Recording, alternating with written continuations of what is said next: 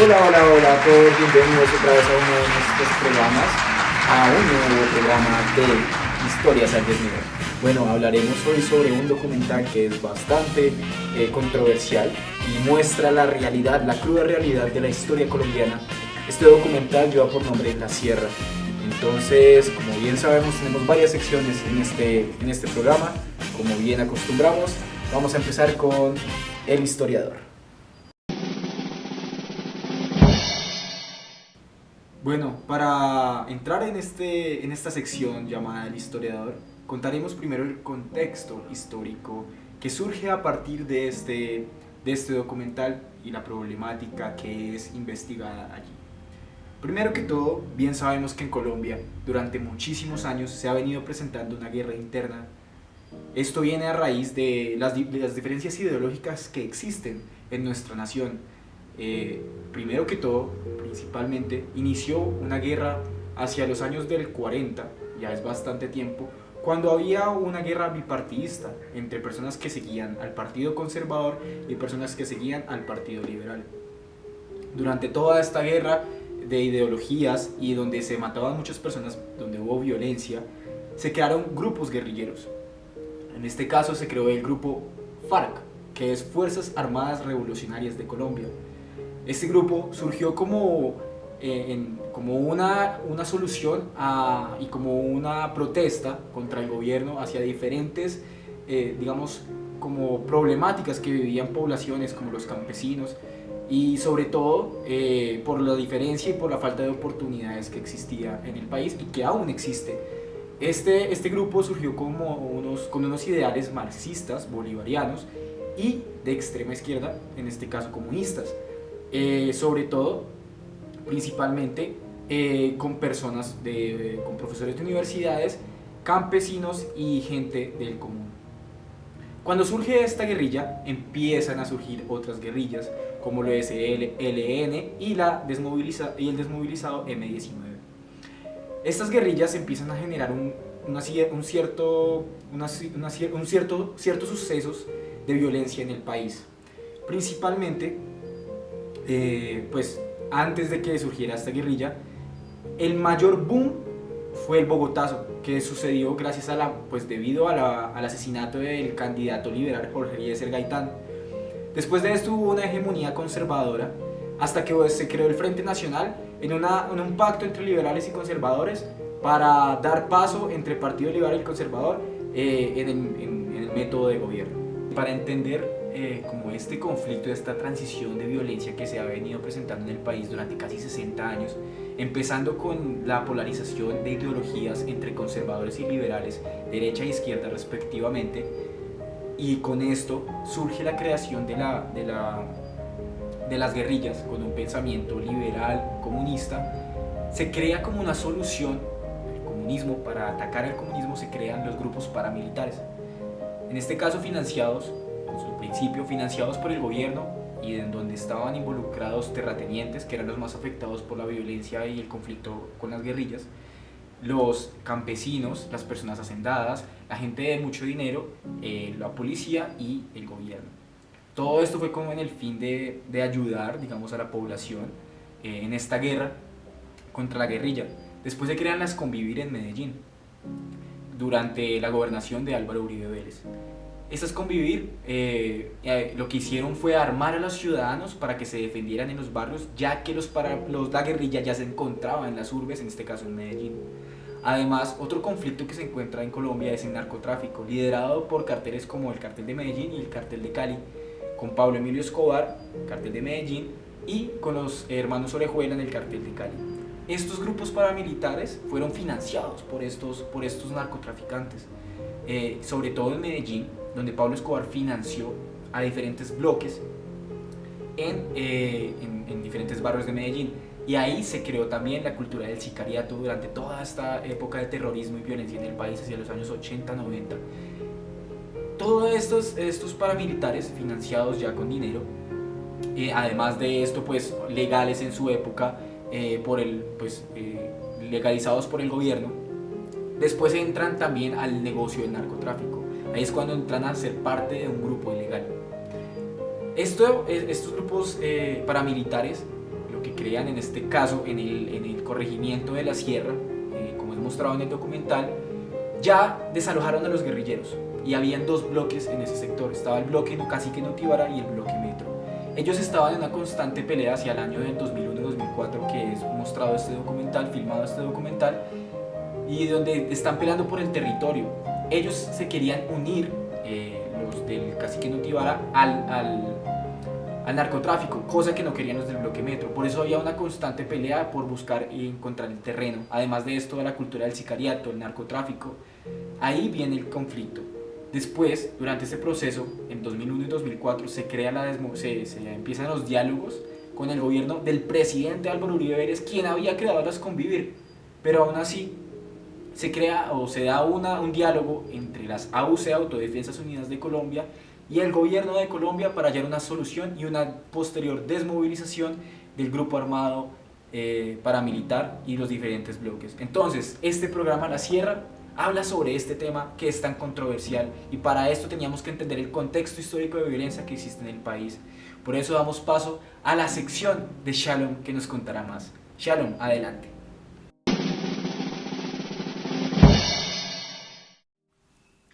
Hola Jaime, así es, hoy hablaremos sobre el documental La Sierra. En esta se evidencia cómo la vida en sociedad transcurre con la presencia de jóvenes armados. Quienes habitan en Medellín conocen del conflicto que hay en la sierra a causa de la disputa de poderes entre la guerrilla y una facción del paramilitarismo llamado del Bloque Metro. Al comienzo del documental se habla de la vivencia de 3 personas. Estas historias se ven atravesadas por el ámbito hostil del conflicto armado. Primero está Cielo. Cielo tiene 17 años y es novia de Carlos. Carlos es integrante del Bloque Metro y se encuentra en la cárcel. Aunque al comienzo se habla de su relación, luego se muestra cómo esta relación finalmente termina. Cielo, para mantener a su pequeño hijo de 3 años, trabaja en los buses vendiendo dulces, y aunque las puertas de la prostitución se han abierto ante ella, ella aún se niega a aceptar este mundo. Además, habla de cómo la guerra también afecta a las familias, pues su hermano fue asesinado a manos de sus propios primos por pertenecer a 2 bandos diferentes.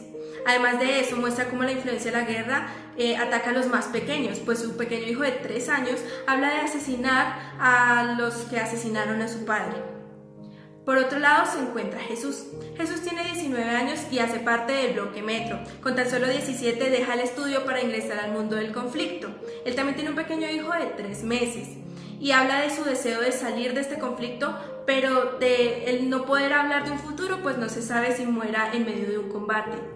Finalmente está Edison. Edison es en quien más se centra el documental, pues es el comandante del Bloque Metro. Tiene 22 años y tiene 6 mujeres con las que tiene hijos. Aunque algunos de sus hijos ya nacieron, otros vienen en camino. Habla de la responsabilidad monetaria que también tiene con sus mujeres y con sus hijos. También habla, por otra parte, de cómo él, en su posición de comandante, actúa como jefe dentro de su comunidad, pues ellos los buscan para solucionar algunos conflictos internos. Además, muestra cómo las mujeres en este ámbito del conflicto se ven atraídas por los hombres del poder, por los hombres que tienen las armas. El nudo de esta historia se ve cuando la guerrilla pierde contra el Bloque Metro gracias a la ayuda del cacique Nutibara. En esto entra la sierra en un estado de paz, y para quizá limpiar un poco su imagen, el Bloque Metro hace un festival. Sin embargo, esta paz se ve interrumpida, pues el cacique Nutibara quería una alianza más firme con el Bloque Metro y esto no es aceptado. Entonces, otra vez se ve la disputa de poderes entre el cacique Nutibara y el Bloque Metro. Sin embargo, una noche las tropas del gobierno matan a Edison y a un compañero de él. Tras la muerte de Edison, el Bloque de Nutibara pierde un poco su poder y precisamente algunos integrantes se van al bando contrario, es decir, al cacique Nutibara. Es así como el cacique Nutibara adquiere más poder paramilitar en Medellín. Finalmente, en noviembre, el cacique Nutibara hace una negociación con el gobierno del cese al fuego y de entregar las armas. Precisamente los paramilitares, al entregar las armas, recibían una amnistía. Además, Jesús habla de cómo al entregar las armas les pueden ayudar monetariamente con sus familias y pueden darles la libreta militar. Hablan también de buscar trabajo después de obtener la libreta militar y dedicarse a otras cosas que ya les haga bien a ellos y a sus familias. Y es así como termina esta historia, con la búsqueda de un nuevo comienzo y con la muerte de Edison. Como Edison, son muchas las víctimas del conflicto y precisamente para hablar del derecho a la información de las víctimas del conflicto nos va a colaborar Daniela Bayona. Adelante.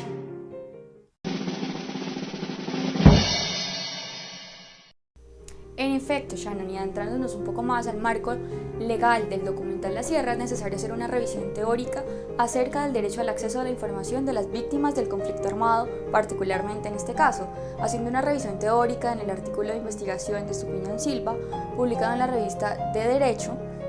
Encontramos que se encuentra mencionado que las víctimas tienen derecho a acceder a la información de otros derechos, garantías y también de ser escuchadas.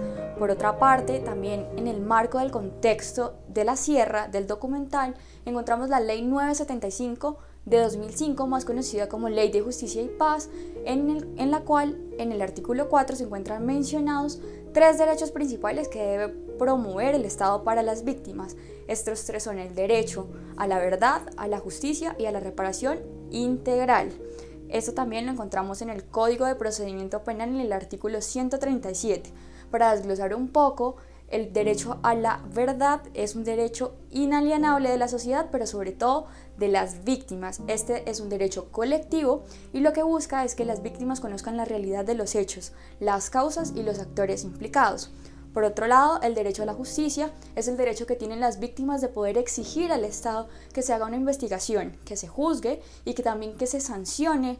Asimismo, la investigación debe estar orientada a dar con la identificación de los actores implicados, con la captura y con la sanción de los mismos. Por otro lado, el derecho a la reparación integral puede darse de 4 tipos: real, individual, colectiva o simbólica. Esto implica que todas las acciones deben propender a poder indemnizar, reparar, rehabilitar y no repetir los mismos actos atroces que se han cometido hasta la fecha y por lo cual se está haciendo la respectiva investigación. Y finalmente encontramos que en el Código de Procedimiento Penal, en el artículo 136, se encuentra enmarcado el acceso a la información que deben recibir las víctimas como derecho por parte de la Fiscalía General de la Nación y de la Policía Judicial. Estas 2 entidades deben brindar a la víctima información sobre el proceso de cómo tramitar una querella o denuncia. También deben conocer acerca de las asesorías brindadas gratis para estas, asesorías judiciales, psicológicas u otro tipo de asesorías, así como también cómo pueden estas pedir protección en caso de que estén siendo expuestas, conocer el día y la hora del juicio oral y también la sentencia del juez, entre otros derechos que estarán mencionados en pantalla. Por otro lado, para adentrar más en la jurisdicción que enmarca el documental La Sierra, tenemos a nuestro colega Juan Diego López. Adelante, Juan Diego, con más información.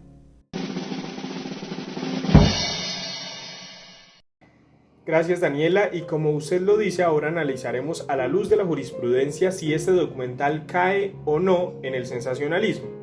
Y para hablar de eso, primero tenemos que hacer un análisis de la jurisprudencia en el país, de los pronunciamientos de la rama judicial. Y en varias oportunidades las Cortes se han pronunciado acerca de la responsabilidad de los medios de comunicación, aclarando y dando luces para que el ejercicio del periodismo no caiga en el sensacionalismo. Y nos damos cuenta en esto, por ejemplo, en las sentencias T218 o la 094 del 2000, la T453 del 2013 y la T331 de 1994. La Corte Constitucional hace un llamado a los medios a tratar temas difíciles para el país sin afectar, reducir o violar los derechos de las demás personas.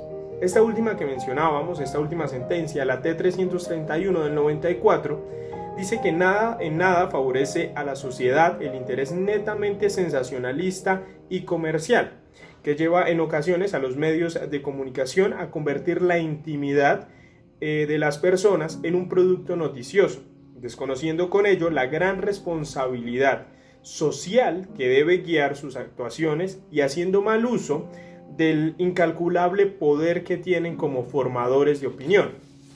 Esto nos hace ver que acá en el ejercicio del periodismo colisiona con derechos como la intimidad si se cae en el sensacionalismo, y en el documental vemos en algunos momentos que esto pasa y se pasa esa línea de manera innecesaria.